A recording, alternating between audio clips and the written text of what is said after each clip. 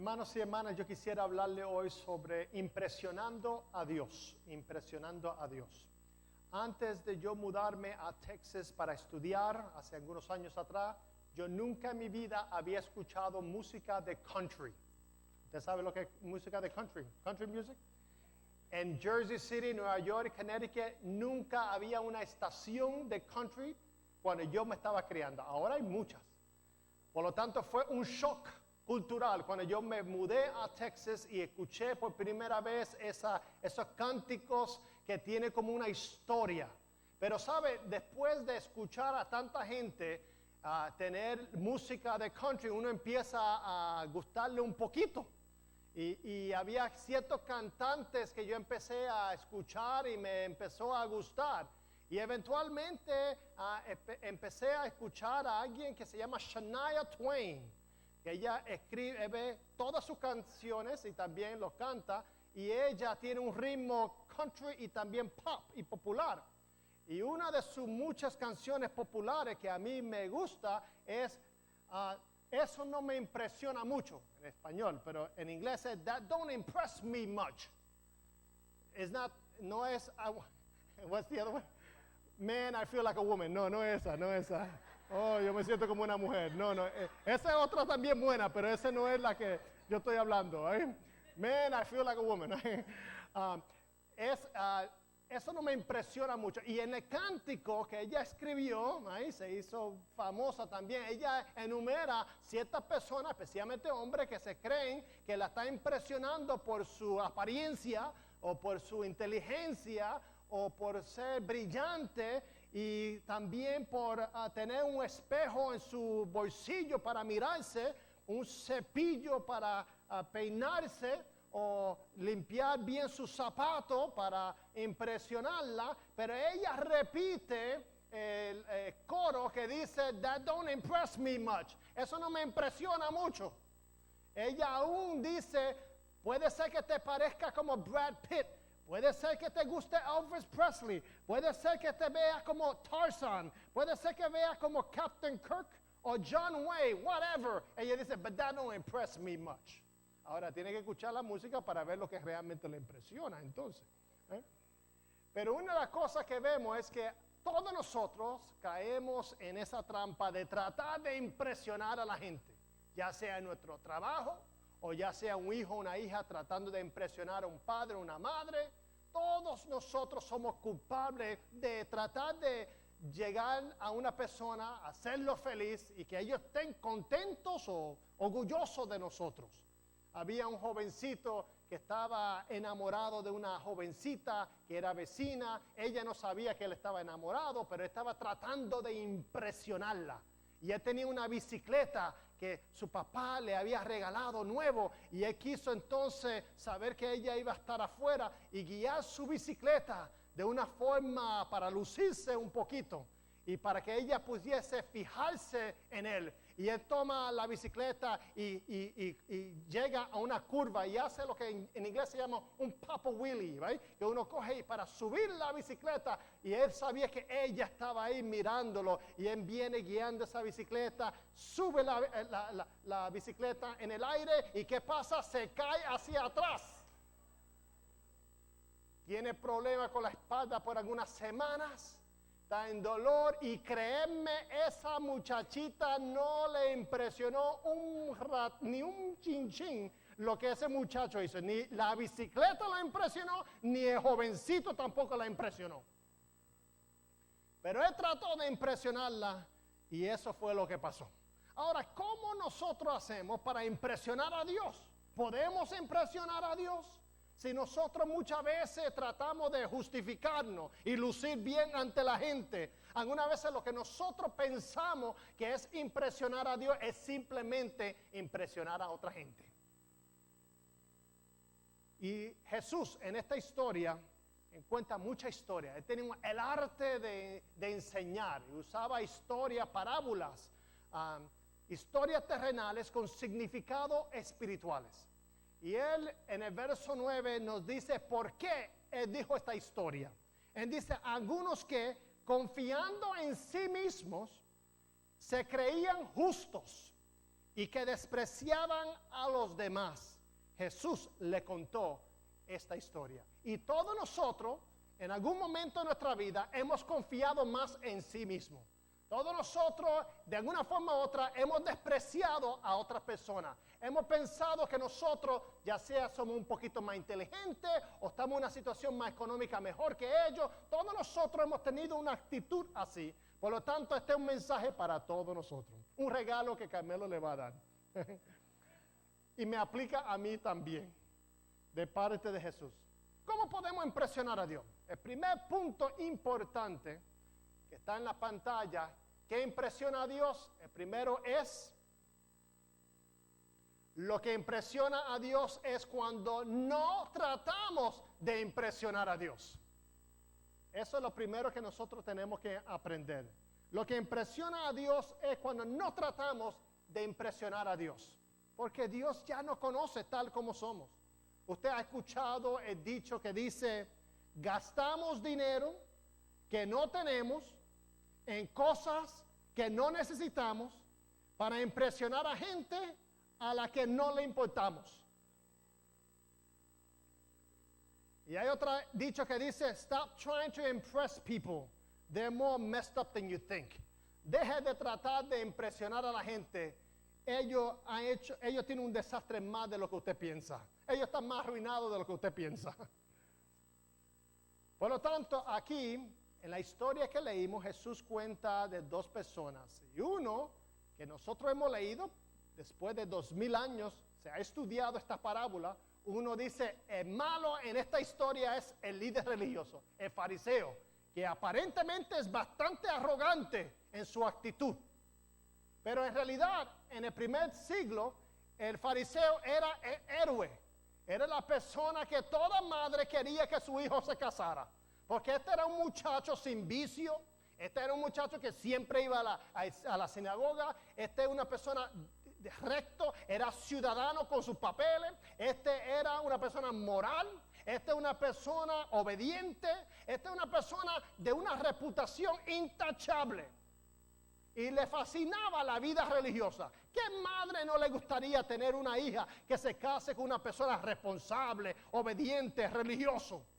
En el primer siglo, los líderes religiosos, como los fariseos, eran personas que la gente admiraban.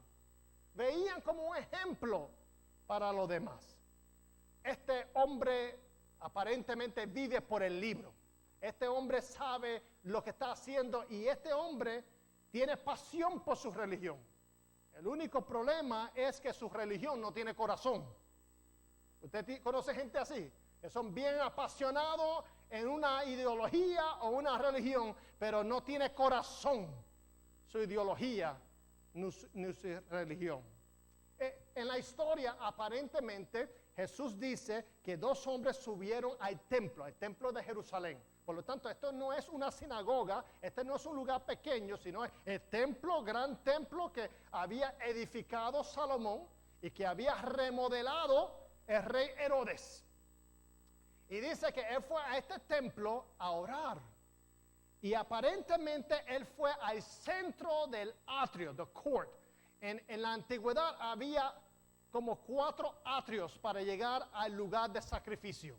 Déjame darle una ilustración. El atrio más afuera del templo se llamaba el atrio, the court for the Gentiles, para los gentiles, para los que no eran permitidos entrar, cruzar cierta línea. Ellos tenían que mantenerse afuera del templo. Y había el atrio de los gentiles.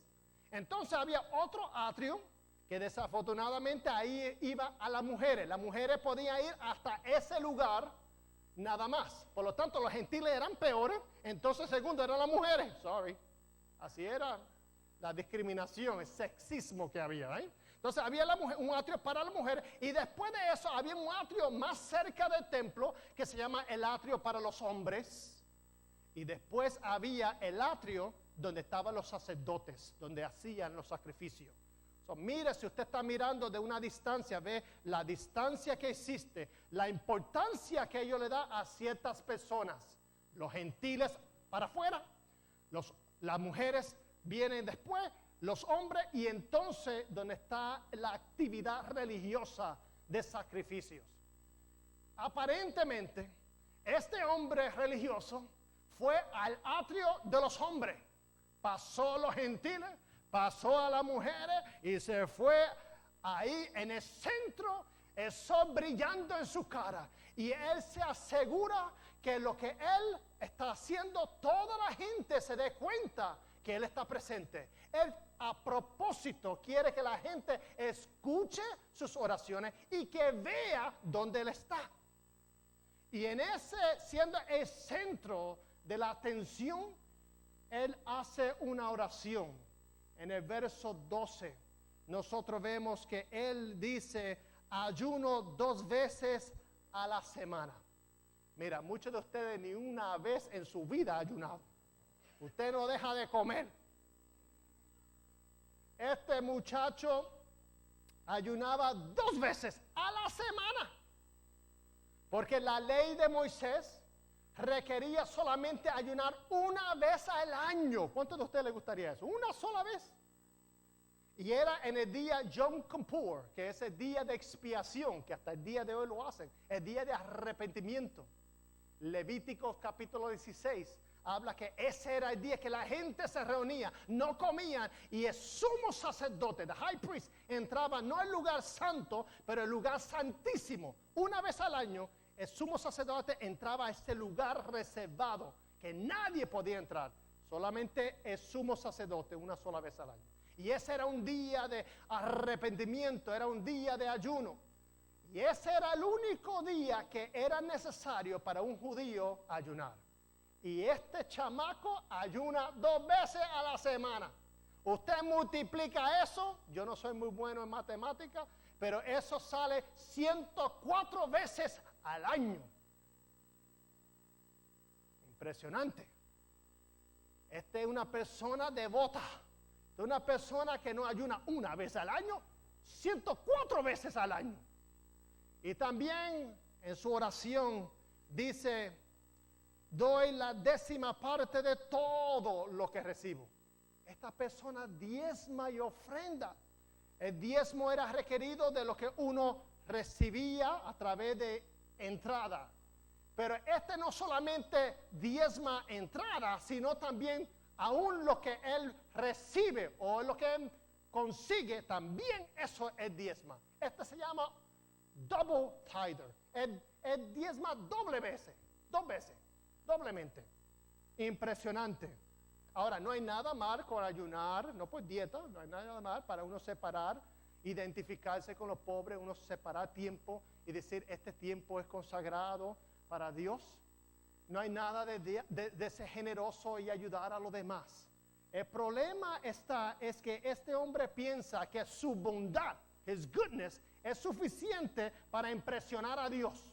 Él piensa que su bondad, sus obras, sus actos es lo suficiente, es lo que realmente hace que Dios le acepte a él como persona. Él es muy religioso y está muy orgulloso de su religión.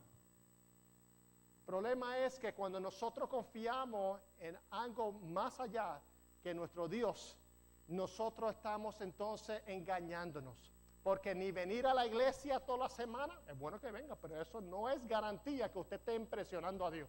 Ni diezmando y ser generoso, aunque dé mitad de su bienes, eso no impresiona a Dios.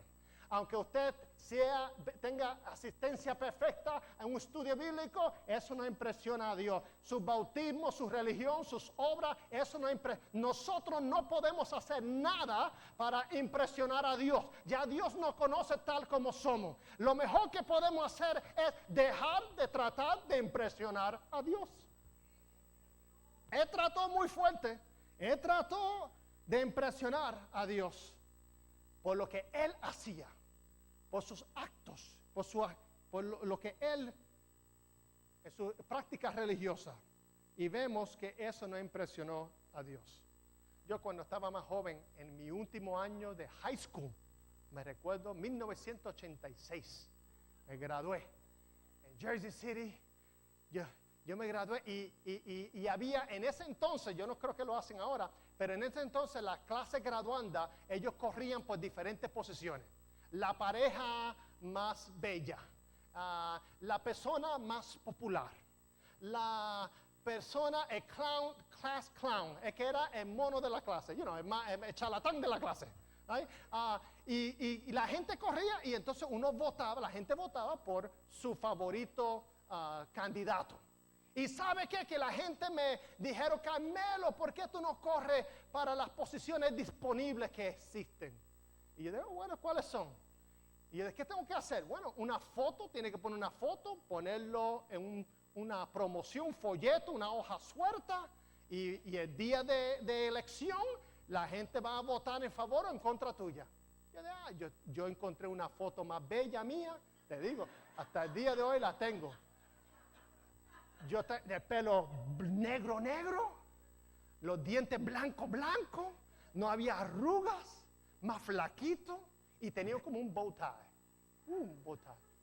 Y esa era mi foto de mi yearbook, mi clase graduanda. Esa era la foto que yo tengo. Si un día usted quiere verlo, yo cobro por ver mi foto.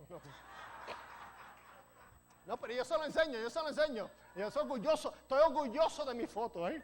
Yo puse esa foto, y ¿sabe las 3 posiciones disponibles que yo corrí? La primera era class politician, el político de la clase. A mí me gustaba mucho historia, current events, política. Yo todavía soy mucho de esas cosas.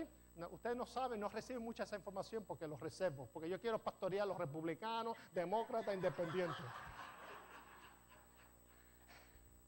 Y los PNP, los populares también. Yo estoy como amarrado aquí. Yo no puedo decir todo lo que yo creo. Pero yo fui class politician, político de la clase. El otro era most likely to succeed, que iba a tener más la probabilidad de tener éxito. Y el tercero, usted no va a creer el más modesto, most modest. Y yo hice publicidad, no hice mucho, hice la hoja con mi foto, y yo creo que la foto hizo una diferencia, porque la gente votaron y yo gané las 3 posiciones. Por eso yo creo que la gente muchas veces no sabe por qué está votando. Eso es obvio en América, ya sabemos eso. Nosotros muchas veces no sabemos por qué estamos votando. Pero yo creo que si yo hubiera dicho la nariz más grande, me hubieran votado también por mí. Ahora, yo creo que este fariseo tiene una cosa que si él hubiese corrido en mi escuela en Jersey City por ser el más orgulloso, el más arrogante, yo creo que hubiera ganado. Hubiera ganado por un montón. Porque él tiene mira lo que la clase de oración, él tiene un problema con el yo. Usted conoce gente que usa mucho el yoísmo. ¿Right? Él tiene el yoísmo, él está adicto a su yo. El yoísmo. Mira en la oración que le dice el fariseo, verso 11. El fariseo se puso a orar consigo mismo y dice, oh Dios, te doy gracias. Pero usted sabe que en español uno puede sustituir yo, ¿right? En paréntesis está yo. Mira, 4 veces él dice yo en una oración a Dios. Él dice, oh Dios, yo te doy gracias porque yo no soy como otros hombres, ladrones, malhechores, adúlteros, ni tampoco menos como ese recaudador de impuestos. Yo ayuno, verso 12, 2 veces a la semana, y yo doy la 10ª parte de todo lo que recibo. ¡Wow! Este hombre está impresionado con sí mismo. Él tiene problemas de inflación y deflación. Inflación es, él tiene un ego más inflamado. Se cree que está inflado, no sé si es una palabra, inflado. Y tiene un concepto de Dios bien desinflado, eso mismo. Son palabras carmelismo que yo me invento. Porque él piensa que él está en el tope y él piensa que Dios acepta personas así, que Dios está orgulloso de él. C.S. Lewis, el gran escritor, dijo, las personas orgullosas siempre están mirando hacia abajo a la persona, looking down on people.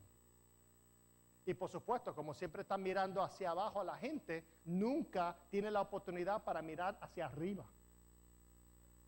Y ese problema cuando nosotros nos engañamos a nosotros mismos y pensamos, yo no soy como otro hombre. Eso es lo que él dice, yo no soy como otros hombres. Y él precisamente es como todos los hombres y mujeres también. Porque hay mujeres orgullosas también. Y arrogantes. ¿Le predico contra las mujeres? No. Todos nosotros, dice la Biblia, todos hemos pecado y estamos destituidos de la gloria de Dios. We all have sinned and have come short of God's glory. Todos nosotros somos pecadores. Pero él va un poquito más. Mira en el verso 11 lo que dice. Él dice, el fariseo se puso a orar consigo mismo. ¿Escucharon eso? Él empezó a orar. He was talking to himself. Él estaba hablándose a sí mismo. Él no estaba orando a Dios. Él se estaba hablando a sí mismo. ¡Wow! Sí, santificando. Gracias por el comentario, hermano. Sí. Se estaba justificando, santificando. Alguien dijo, the only person God sends away empty is the person full of himself or herself. En español, la única persona que Dios envía vacía, con las manos vacías, es la persona que está llena de sí mismo. Está tan llena que se va vacía. Su oración es simplemente un eco de su propio oído. Vemos también que muchos de nosotros hemos hablado mal de este fariseo, pero ¿no hemos actuado así en alguna ocasión en nuestra vida? Nosotros también no hemos buscado manera de justificarnos, de confiar en sí mismo, de impresionarnos o de despreciar a otra persona, mirarlo con desprecio. Nosotros algunas veces pensamos que somos mejores. ¿Qué es lo que impresiona a Dios? Primero, no trate de impresionar a Dios porque eso no funciona. Segundo, lo que impresiona a Dios es la humildad. Mira lo contraste. Ahora Jesús habla de recaudador de impuestos. Esta persona es tan distinta del líder religioso, es tan distinta, es como el papa y un vendedor de droga. Es distinto, es tan obvio. Es como Madre Teresa y una madre que abandona a sus hijos. Es tan obvio, es diferente, es una distinción obvia. Y aquí vemos que los recaudadores de impuestos, otra versión dice los publicanos, no republicanos, dice publicanos. Los publicanos eran lo que se llama la escoria, eran lo más bajo de una sociedad. Eran peores que los pecadores. Había gente en categorías, pero aquí vemos que los recaudadores de impuestos trabajaban por el Imperio Romano. Eran personas también que colectaban los impuestos y eran horriblemente altos. ¿Cuántos de ustedes les gusta pagar los impuestos?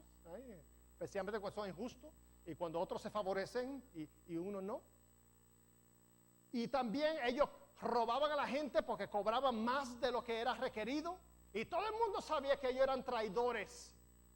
Era gente que si era necesario les robaban un bebé. Si era necesario les robaban el cheque de cupones de su propia madre. Eran tan malos y tan famosos por ser corruptos que en el primer siglo los recaudadores de impuestos no eran permitidos venir a la sinagoga y sentarse. Eran tan corruptos y tenían una mala reputación que ellos no podían tener oficios públicos, no podían ser elegidos para ningún oficio en la comunidad judía. Eran tan corruptos y tenían una reputación negativa que ellos no podían testificar ante una corte judía porque su palabra no valía nada. Fíjense bien el contraste. El líder religioso que es admirado por la sociedad y el recaudador de impuestos que ni su palabra tiene poder ni validez. La diferencia de una persona que quebranta la ley y un juez que trata de mantener la ley. Una diferencia obvia. Eran mentirosos, eran pillos, estafadores, traicioneros. Y en medio de este contraste Jesús hace un giro extraño. Jesús empieza a hablar de que el fariseo trató de impresionar a Dios, pero no impresionó a Dios. Y aquel hombre que era recaudador de impuestos no trató de impresionar a Dios, pero impresionó a Dios. Impresionó a Dios con su humildad. La humildad es lo que impresiona a Dios. No es el orgullo ni la arrogancia. La humildad impresionó a Dios de tal manera que vemos que el líder fariseo que se paró en el centro, dejó que el sol brillara, se aseguró que todo el mundo escuchara su palabra, que todo el mundo lo viera orar. Esa persona se fue a su casa sin ser escuchado por Dios, pero este recaudador de impuestos ni se acerca, quizá está en el atrio de los gentiles, está afuera, ni se acerca hacia el templo, porque Jesús dice, en cambio, el recaudador de impuestos, en el verso 13, dice que se había quedado a cierta distancia, ni siquiera se atrevía a alzar la vista al cielo, sino que se golpeaba el pecho y decía, oh Dios, ten compasión de mí, que yo soy pecador. Fíjese bien, lo vemos en sus ojos, porque él ni se atreve a mirar hacia el cielo. Se sintió tan avergonzado. También lo vemos en sus manos, porque dice se golpeaba. En el griego dice que no era un golpetazo una sola vez, sino seguía golpeteándose. O sea, el dolor era tan fuerte. Estaba diciendo, mi corazón está tan sucio, oh Dios. Y lo vemos también en su voz, cuando él exclama, oh Dios, ten misericordia de mí, soy yo pecador. Y esa oración, la oración que no trató de impresionar a Dios, esa fue la oración que Dios escuchó. Esa fue la oración que impresionó a Dios.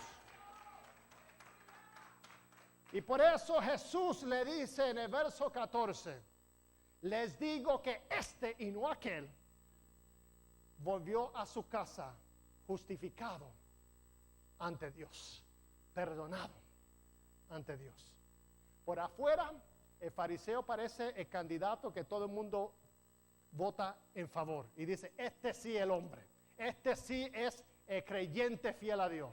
Pero por adentro, Dios mira más allá y ve que este hombre pecador, este recaudador pillo, este mentiroso, esta persona estafadora, esa es la persona que Dios justifica y que Dios escucha y que impresiona a Dios.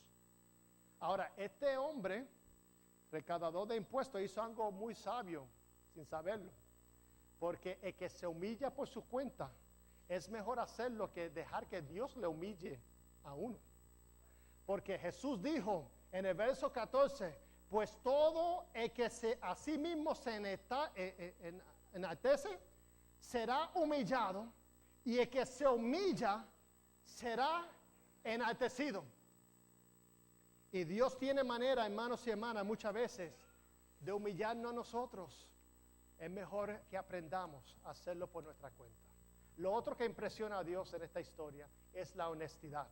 La honestidad, vemos que lo peor de la vida no es ser pecador o pecadora. Eso es una realidad. Uno no cambia lo que uno no admite. Pero lo peor es no admitir que uno necesita de Dios. Lo peor es uno admitir que no necesita de su perdón. Lo peor de la vida es uno llegar a una conclusión, decir yo no necesito y no reconozco mi pecado. Y por eso muchas veces la gente se esconde bajo su mentira, se engaña a sí mismo. Usted conoce personas, por ejemplo, que compran un carro tremendo del año, gastan tanto dinero para impresionar a su vecino, para que vea ahora, mira el carro que yo tengo. Y lo que no saben, eso es lo que usted ve por afuera, lo que no saben, ahora está endeudado hasta el cuello. Ahora tiene que trabajar tres trabajos.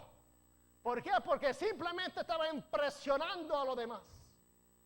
Usted no conoce gente, no aquí en esta iglesia, en otro sitio, que son generosos, dan un cheque para ayudar a la gente necesitada, a una persona de ambulante, pero en privado hablan peste de la gente de otros países, de otras religiones, de otro color, pero con su cheque por afuera uno dice, impresionante, pero por adentro es un racista, una persona machista, una persona que nadie quiere, no lo soporta, pero por afuera Nosotros muchas veces nos engañamos pensando. Por eso Jesús le dice, no puede mentirse uno mismo. Alguien dijo, puede mentir a otros, pero no puede mentirse a sí mismo. You can lie to others, but you can't lie to yourself. Por eso Jesús dice, le digo este y no aquel. Volvió a su casa perdonado, justificado ante Dios. Esta historia para la primera audiencia fue chocante. Para nosotros no, porque ya lo hemos leído. Pero en la primera historia ellos pensaban que el héroe iba a ser fariseo. Cuando Jesús vira la mesa, vira todo al revés. Y dice, no, el recaudador de impuestos, aquel que usted tiene discriminación, aquel que usted tiene un prejuicio, ese es que es perdonado. Ese es el héroe de esta historia. No es el que uno piensa. Nosotros vemos que el fariseo era considerado lo mejor, mientras que el recaudador de impuestos era considerado lo más bajo de la sociedad, sin valor. Vemos que muchas veces nosotros votamos, elegimos con nuestros ojos, con nuestras emociones, pero no nos damos cuenta que el voto que cuenta más es el voto de Dios. No es lo que la gente pueda decir, es si usted tiene la aprobación divina. Ese es el voto que usted quiere asegurarse de tener en su vida. No es impresionar a los demás, no es quién dirá a los demás, sino que es lo que dice Dios acerca de nosotros. Por lo tanto, cuando usted y yo vemos las cosas de la perspectiva de Dios, entonces nos vemos de otra forma. Nos damos cuenta que nosotros no somos el centro del mundo ni del universo y que nosotros necesitamos más de Dios. La misericordia de Dios no es algo que nosotros exigimos, no es algo que Dios nos debe a nosotros porque nosotros somos buena gente, porque nosotros somos bondadosos. La misericordia de Dios es un regalo que no merecemos y que Dios nos ofrece como quiera a nosotros, simplemente por admitir que necesitamos de Dios. Necesitamos un Salvador. Tercer punto principal, hay una mentalidad peligrosa de decir nada está mal conmigo. Y esa frase viene de un señor que tuvo un accidente horrible y salió del carro y la ambulancia vinieron, los bomberos, vinieron la policía y le dijeron al hombre, tú necesitas o debes ir al hospital. ¿Y sabe lo que él dijo? Él dijo, there's nothing wrong with me. No hay nada mal conmigo. Le dijeron, no importa, no va a tomar quizá mucho tiempo, pero debe asegurarse porque puedes tener daño interno, puede estar sangrando internamente. ¿Y sabe lo que respondió? There's nothing wrong with me. No hay nada mal conmigo. Ellos insistieron y dijeron, pero ¿por qué no te chequeas? Nosotros te llevamos para chequearte. Y él rehusó la ayuda, llamó a su esposa, ella lo recogió, lo llevó a la casa. Cuando llegó a la casa, se durmió, el día siguiente no se levantó, porque tenía internal bleeding, sangró internamente, por pensar, there's nothing wrong with me, no hay nada mal conmigo. Ahora, espiritualmente, hermanos, si nosotros llegamos a esa misma conclusión y pensamos, nada está mal conmigo, eso es una mentalidad peligrosa. El líder religioso, el fariseo en esta historia, dijo, no hay nada mal conmigo, con los demás sí, pero conmigo no.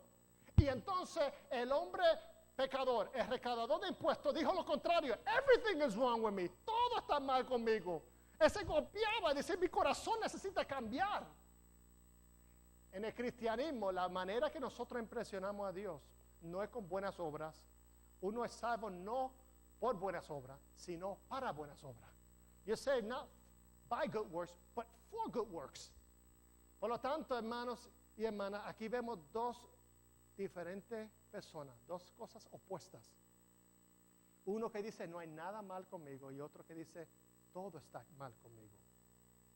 Y eso representa nuestra vida y nuestra decisión en el día de hoy. Cuando yo empecé a predicar a la edad de 12 años en Jersey City, yo predicaba en iglesias que me invitaban en español, en inglés. Y era iglesia hispana, pero yo no hablaba mucho español. Y si usted cree que mi español es malo ahora, imagínese esos años, yo tenía 12 años, cómo yo hablaba. Y yo predicaba en inglés, hay congregaciones hispanas. En una ocasión me invitaron a Nueva York mi pastor se fue también. Yo no sabía que iba a llegar y también se apareció. Y yo quise impresionarlo tanto que yo dije, hoy yo voy a predicar por primera vez en esta iglesia en español. Yo quise impresionarlo. ¿Y para qué fue eso, hermano? Porque yo empecé a predicar en español y entonces fue tan mal. Un ejemplo es decir, Dios te ama a tú y cosas así, en vez de a ti, a tú. Era tan mal, sin mentirle, que un líder de la iglesia, de esa iglesia, se levantó y me interrumpió en ese sermón, vino a mi oído y me dijo, Carmelito. Yo dejé el púlpito y él me dijo, it's okay if you preach in English. Está bien si predica en inglés.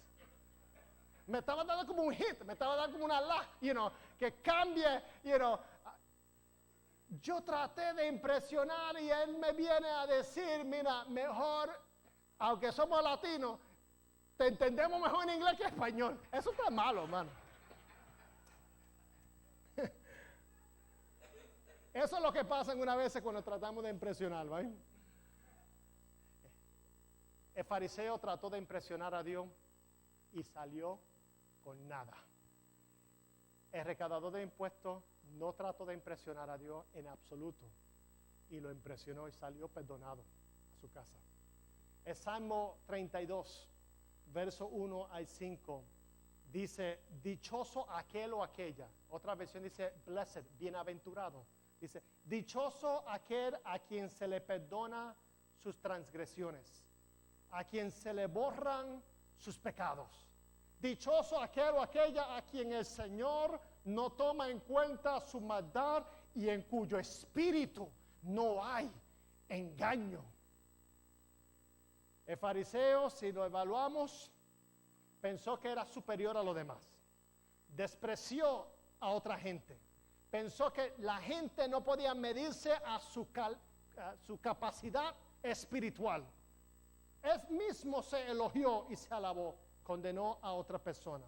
Él exaltó sus propias prácticas religiosas. Él confió en sus buenas obras. Él actuó como si Dios le debía algo por simplemente ser él buena gente. Él falló en ver su propio pecado y él le faltó humildad. Mientras que el recaudador de impuestos, él reconoció la santidad de Dios. Él no negó su realidad. Él admitió y confesó su gran necesidad. Él examinó y se dio cuenta que había un golfo, había un abismo, había una distancia entre Dios y él reconoció que él necesitaba de Dios.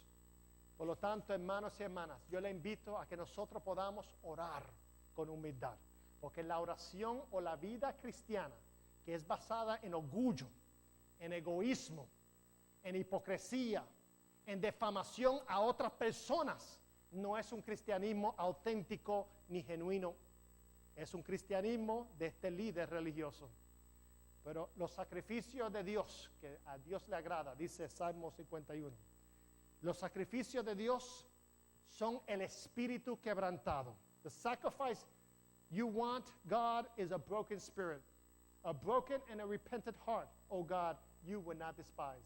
Dice, los sacrificios de Dios son el espíritu quebrantado, al corazón contrito y humillado, no despreciarás tú, oh Dios. Que nosotros podamos aprender a orar como hizo el recaudador de impuestos y a regresar a nuestra casa justificado y perdonado ante Dios. Oremos. Señor amado, en el nombre de Jesús, reconocemos que el corazón contrito y humillado es el corazón que te impresiona. Los sacrificios externos, lo que nosotros hacemos, no es, oh Dios, lo que te impresiona, sino es cómo lo acompañamos con una actitud de honestidad, de humildad. Como nosotros, Señor, reconocemos que no hay nada que podemos hacer para impresionarte. Como que nosotros reconocemos y golpeamos nuestro pecho en saber que necesitamos de tu gracia y misericordia y compasión. Reconocemos nuestros pecados. Necesitamos más de ti. Oh Dios amado, ayúdanos a poder orar la oración como lo oró este hombre que no trató de impresionarte. Que podamos adquirir, Señor, esa actitud de humildad y honestidad. Que evitemos la mentalidad peligrosa de que no necesitamos ayuda y que no hay nada mal conmigo.